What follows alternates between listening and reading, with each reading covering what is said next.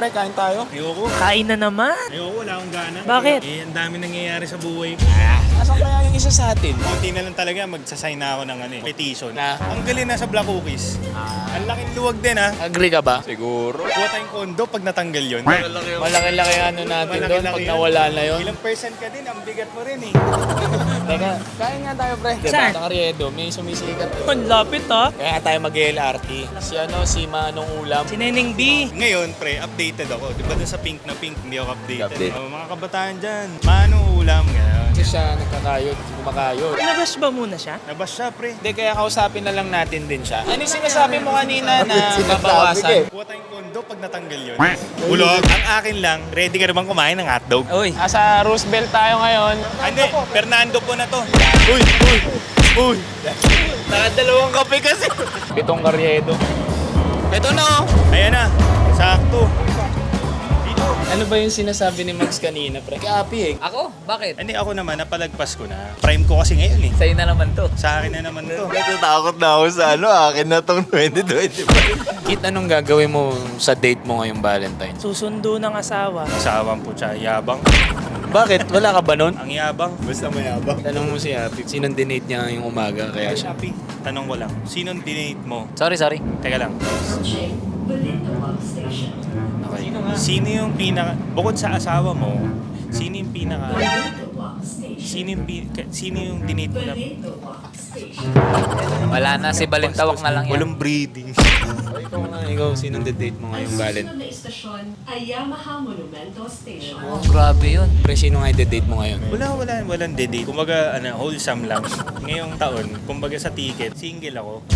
Single journey. Lalakbayin ko tong taon na to na mag-isa. Nag-book ako ng resto. Isang buong resto binuk ko. Iba ka talaga. Bahala na kung sino pumunta.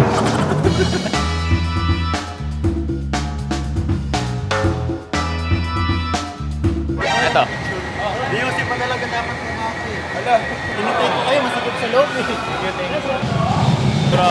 So, nandito na nga tayo ngayon sa Carriedo.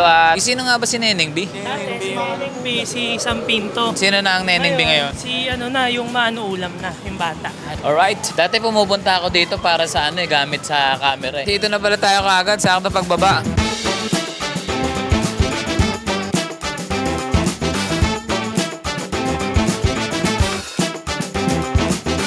Okay, so nandito na tayo. Ayan, dahil tao. Hindi ko alam kung lahat to nakapila or ayaw naman nating sumingit, di ba? Baka doon ang pila. Pero may kausap tayo, yung manager ni Neneng B.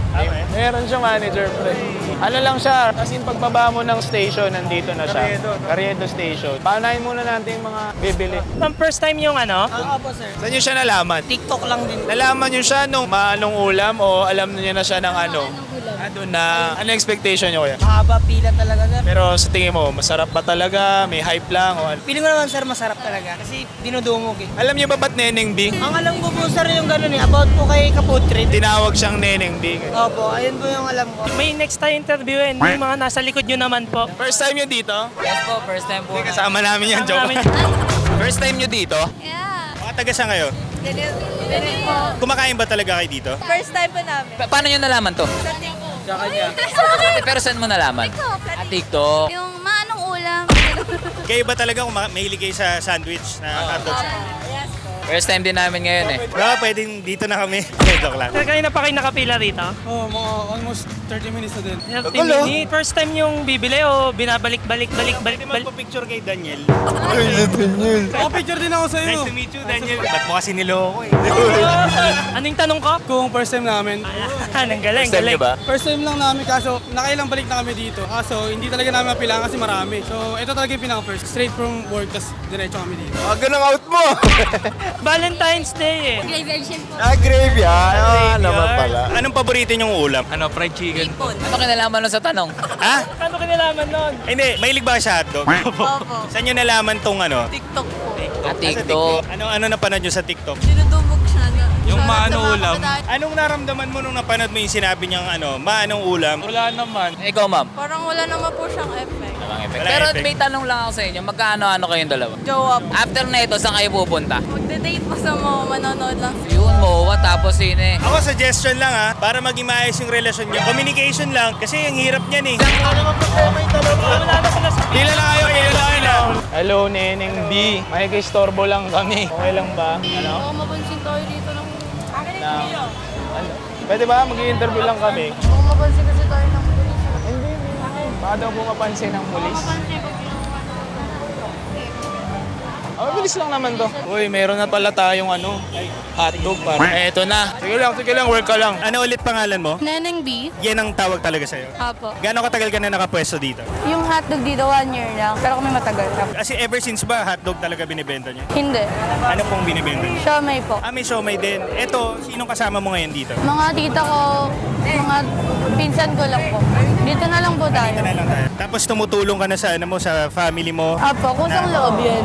Sino ba nag-start ng business na to? Family-owned ba siya? Sa mother ko lang siya nung una, tapos hanggang sa ako na nagpatuloy. Tapos habang nag-aaral ka, sinasabay mo rin. Opo, kasi pang umaga naman po ako eh. Pero nung una po, homeschool. Talagang online lang. Tapos ngayon, pasok lang ako ron, pang umaga. Yun lang po. Ako personally, nakakatuwa lang kasi na nakikita na kahit papano, naiaagaw niya na tumulong sa family niya, ganun. So, At saka nagiging inspirasyon siya sa ibang bata, lalo sa kabataan ngayon. Tsaka ang sarap. Kamusta sa feeling yung ganito kadaming tao? Sobrang saya po. Sa tingin mo ba, Neneng B, ngayon lang or Kailangan ko lang yung ma-maintain yung negosyo? Opo, yung ganun nga po. overwhelming ba yung tanong? Saan ba sumikat sa TikTok talaga? Sa Facebook po. Anong ulam? Manong ulam.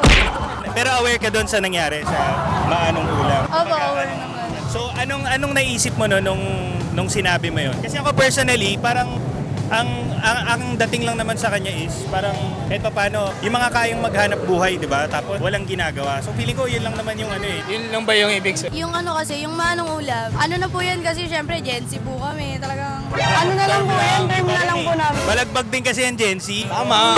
Tingnan mo, nag-viral siya. Tsaka pinipilahan siya for a reason. Masarap naman talaga. Hindi naman dahil lang sa may hype. Masarap siya pare. Uy, kinain. Marami nang pumuntang mga vlogger din, no? Madami-dami na rin po. Actually, may mga nagpo-post nga rin na Nakita mo ba yun? Opo, nakita ko nga po. Ano masabi sa kanya? Parang lang yan. Gagatasan ka ng mga yan. Yung mga vlogger na tulad natin. Sorry wait lang Sa akin naano lang ako sa kanya, medyo nahabag ako personally kasi hindi naman verbatim pero parang initira niya daw yung mga bata na ganyan.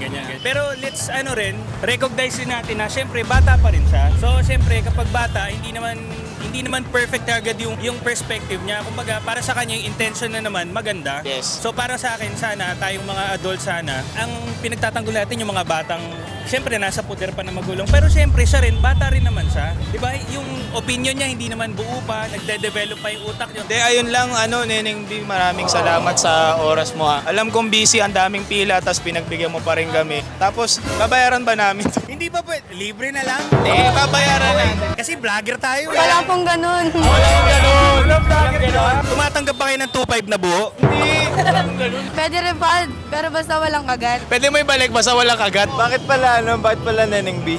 Neneng bilis po, tsaka neneng bungis-ngis.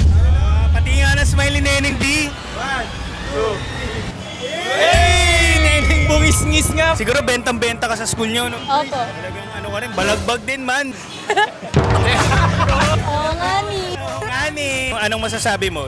Sa ngayon, kain na lang muna sila ng Hungarian dito sa amin. Tama, yun ang best advice. Magkano ulit yung agayan nyo? 50 pesos po, cheesy overload na. Maraming salamat. Work ka na. Oo, kasi ang daming tao. Hindi ka na namin istorbohin. Pero last question. Congratulations sa... Congrats.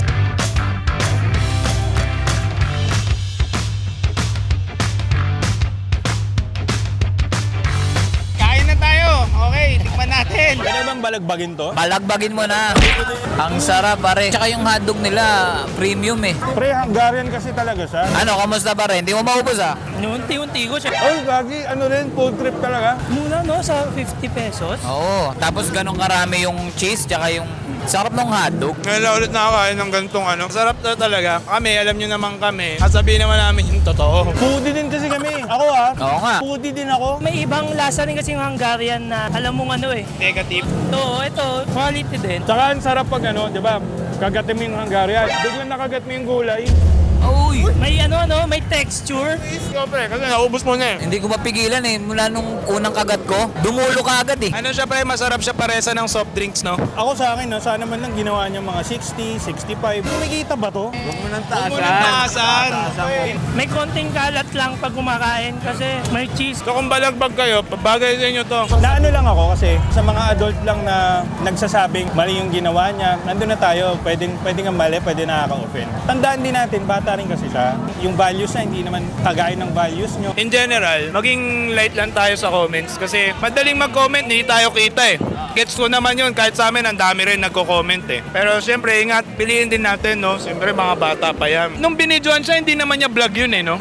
So, hindi niya yun goal eh. Umaga na videoan lang siya, di ba? So, okay na yan. Ano na lang natin. Pero ang ending niyan, masarap talaga yung hotdog. Medyo ilang nga siya sa amin eh. Akala niya medyo about doon or ano. Very out of character siya. Medyo naging komportable lang siya nung matagal-tagal na. Bait naman talaga. Tsaka bata pa yan, marami pang ano yan. Marami pang mangyayari dyan.